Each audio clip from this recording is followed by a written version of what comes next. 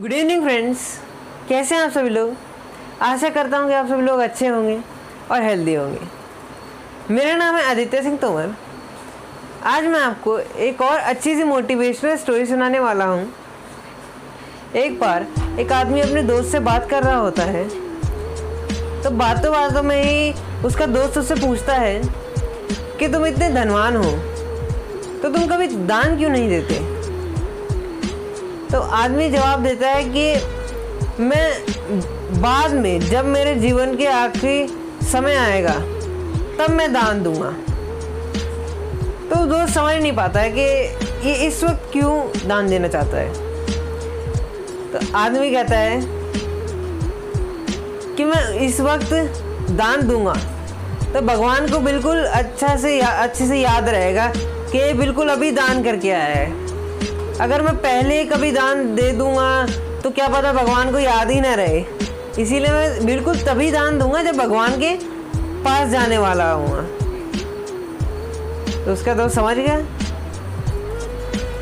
अब उस आदमी ने अपने घर में दीवार को खुदवा के उसमें अपना सारा धन जो उसे दान देना था वो रखवा दिया, और फिर वो दीवार को पूरा बंद करवा दिया, और वो अपना काम करने लगा।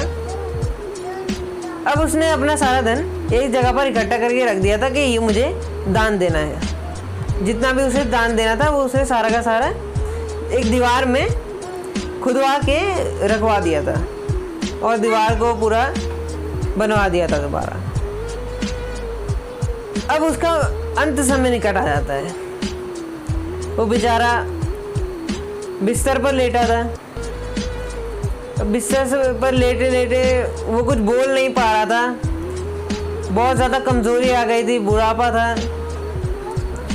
और उसके मित्र उसके पास आए।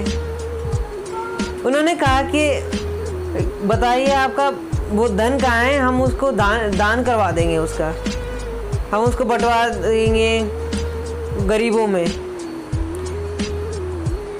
तो वो कुछ बोल नहीं पा रहा था।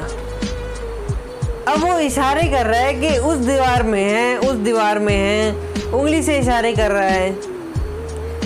अब उसके इशारे को कोई समझ नहीं पा रहा है। उसके बेटे से लोग पूछते हैं कि बेटा तुम्हारे पिताजी क्या बोल रहे हैं, इशारा करके हमें क्या संदेश देना चाह रहे हैं, कि हमें क्या बताना चाह रहे हैं। बेटा सोचता है कि मुझे तो पता है कि वहाँ पे धन रखा हुआ है उस दीवार में खुदा के। तो उसने सोचा कि मैं कैसे जाने दूँ धन। उसने सोचा पिता तो जा ही रहे हैं। अब उसने कह दिया कि सारा का सारा धन, जितना भी पैसा इकट्ठा किया था, सब इस घर को बनवाने में, इन दीवारों को बनवाने में, इनकी पेंटिंग करवाने में पूरा धन खत्म हो गया। अब उसने कुछ और ही बात बता दिया। इशारे वो कुछ और कर रहा था, उसके बेटे ने कुछ और ही बता दिया। अब वो समझ गए, मित्र थे, तो उसने कुछ दान नहीं दे पाया अपने जीवन में, और उसके जीवन खत्म हो गया। तो इससे हमें ये सीख मिलती है कि हमें कोई भी कार्य कल पर नहीं छोड़ना चाहिए।